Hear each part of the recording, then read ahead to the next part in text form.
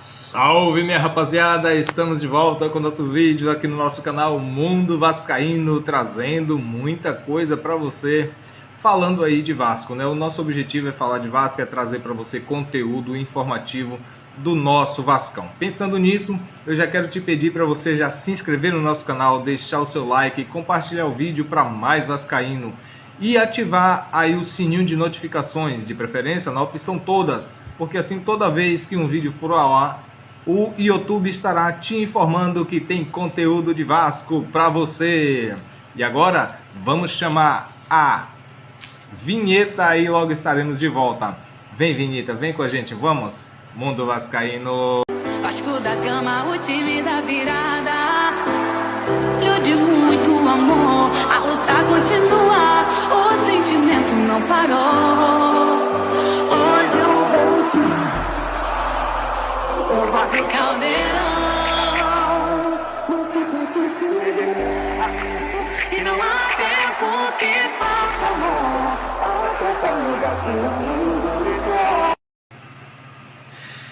E no vídeo de hoje vamos estar falando aí sobre o nosso goleiro aí, o Ivan, que quase não, né? Que não apareceu, na verdade, nessa temporada jogando pelo Vasco.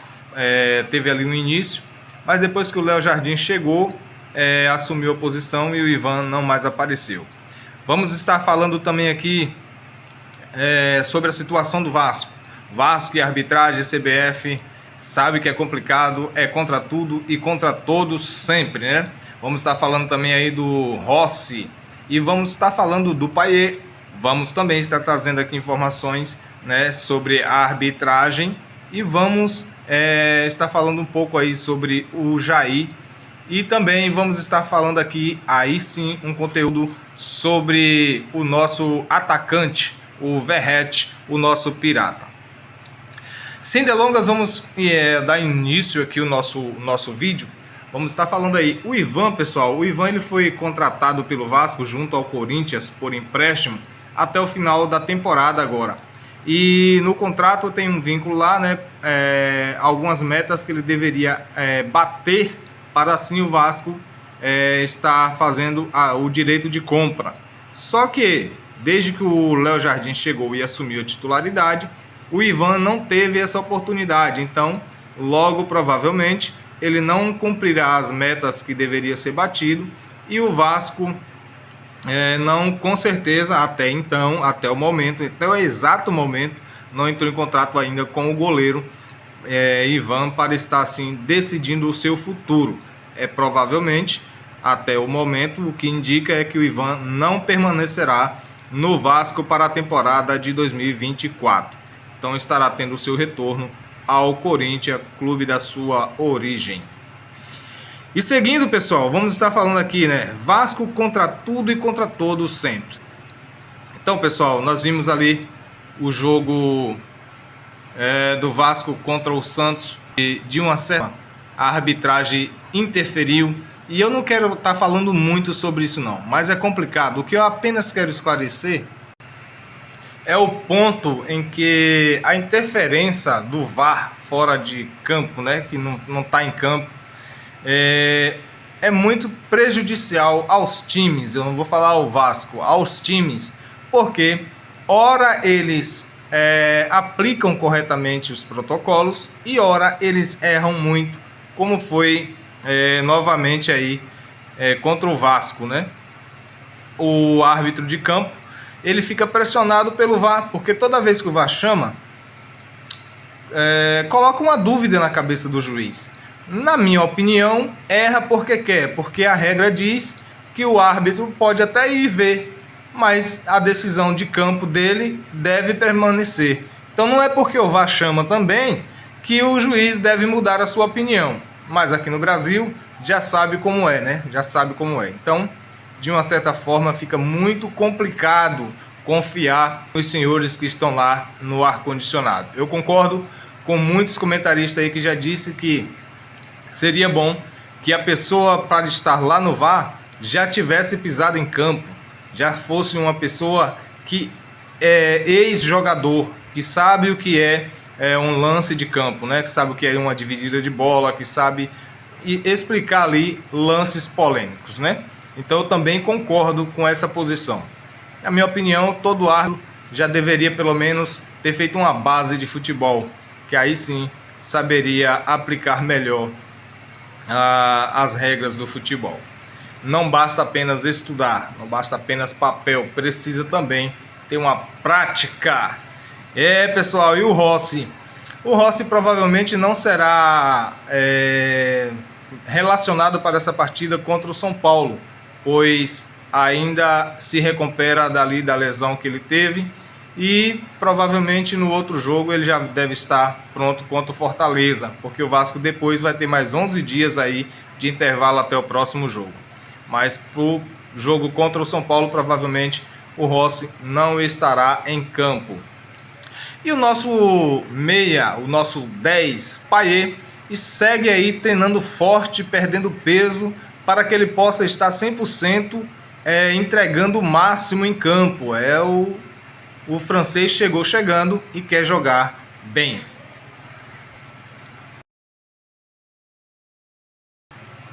Seguindo, pessoal, seguindo aqui com nossa resenha, vamos falar aqui um pouco. A nossa arbitragem não dá muito para confiar e, como eu disse, por conta de que hoje quem manda no jogo praticamente é o cara que está lá no ar-condicionado, a gente tem que ficar de olho aí nos próximos jogos. E é interessante como a CBF ela procura colocar sempre os árbitros que já deram muita polêmica em jogos do Vasco. É assim, esse árbitro que vai apitar São Paulo e Vasco, ou Vasco e São Paulo, até que não é tanto. Mas a nossa desconfiança não vem apenas do árbitro de campo.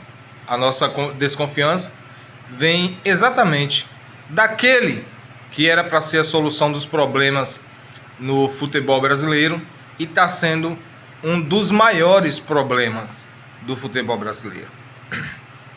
Hoje, jogador não pode mais comemorar gols. Hoje, jogador que joga futebol arte não pode fazer algumas firulas. Enfim, o futebol está ficando no Brasil chato. Quanto isso, a nossa seleção é quem está perdendo. Não conseguimos ganhar de ninguém. Que adianta ganhar eliminatórias? E quando chega numa Copa América, perde para Chile, Argentina e por aí vai. Quando chega na Copa do Mundo, é eliminado aí. Não estamos nem conseguindo chegar mais a uma semifinal. Então, muito difícil. Muito difícil. Mas vamos falar de Vasco, né? Vamos lá. Outra coisa, outra polêmica. E essa, novamente, envolve a arbitragem. Mas, agora, o Superior Tribunal de Justiça Desportiva, a suspensão do Jair. É incrível, pessoal, é incrível. Como para todos, tudo para o Vasco tem uma medida, um peso a mais. Jogadores aí que cometeu agressões ao companheiro em campo, foram punidos um jogo. O Jair, ele não vai em direção ao adversário para agredir. Ele acerta a cotovelada no companheiro, ali na velocidade, devido fazer o gatilho deixando o braço para trás. Correto, punição correta, expulsão. Mas para 4 jogos de suspensão, vamos ver. Se for seguir por essa linha de raciocínio, o Iago Maidana do América Mineiro, esse ano não joga mais. Não tem como jogar. Porque o que o Iago Maidana fez, se você for olhar outros jogos, outros tipos de lance que já aconteceram, bem piores do que o do Jair, jogadores que não eram para estar jogando, né? E eu não quero citar aqui jogadores do rival e nem de outros times, mas tem lances, eu não vou colocar aqui, mas tem lances que era para ter pegado muito mais punições e, no entanto, esses jogadores pegaram um jogo e continuam jogando. Agora, se jogassem no Vasco, aí poderiam ter até não estar mais jogando. Então isso é por quê? É só porque é jogador do Vasco? Deixa aí nos seus comentários o que você acha, né, dessa malandragem aí do Superior Tribunal de Justiça Desportiva. E é isso aí, pessoal. Agora eu quero falar aqui do nosso Vegeta, do nosso Verratti, né? O Verratti, ele é um cara que ele, na sua infância, ele teve uma infância muito humilde, né? Vou estar lendo aqui para vocês um relatóriozinho e vocês fiquem atentos à história do Verratti. Verratti só sabe uma... o Verratti já sabe uma única condição para continuar jogando no Vasco da Gama. Verratti foi contratado pelo Vasco da Gama primeiramente por empréstimos, né? A gente sabe disso, que ele foi contratado por empréstimo ali numa rapidez de última hora para estar jogando, para que os trâmites pudessem ser agilizados com mais rapidez. E é isso aí, então foi agilizado para que o jogador pudesse assinar com o Vasco mais rápido possível.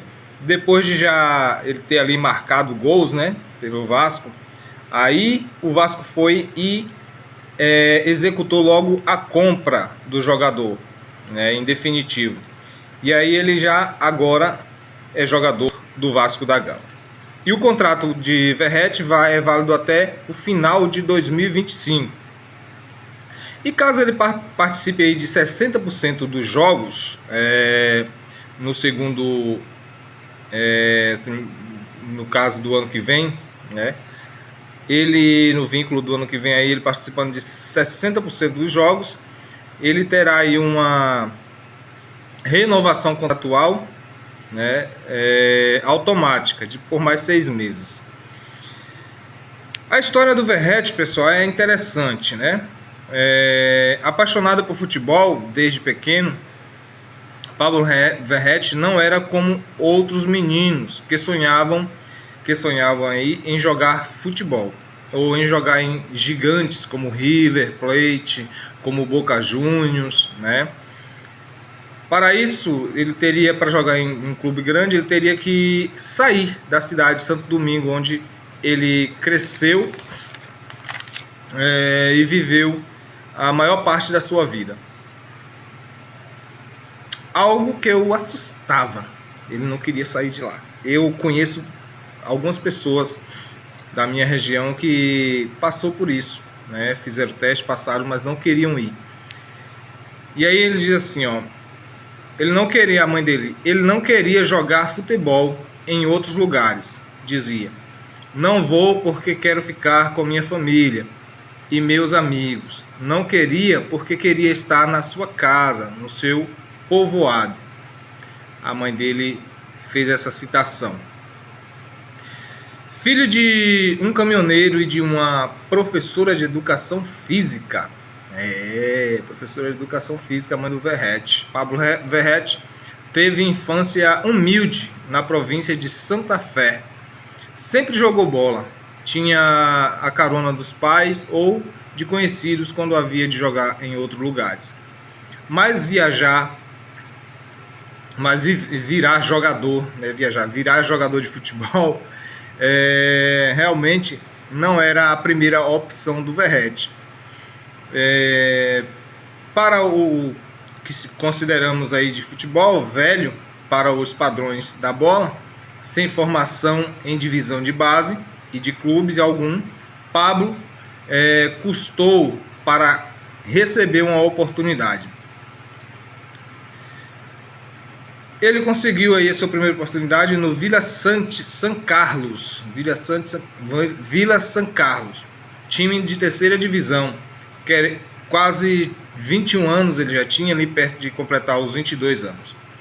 Os primeiros anos se deram longe dos holofotes, sem qualquer destaque. O atacante chegou a defender o Gimnasia de La Plata e o Colón, clubes maiores que disputam a primeira divisão.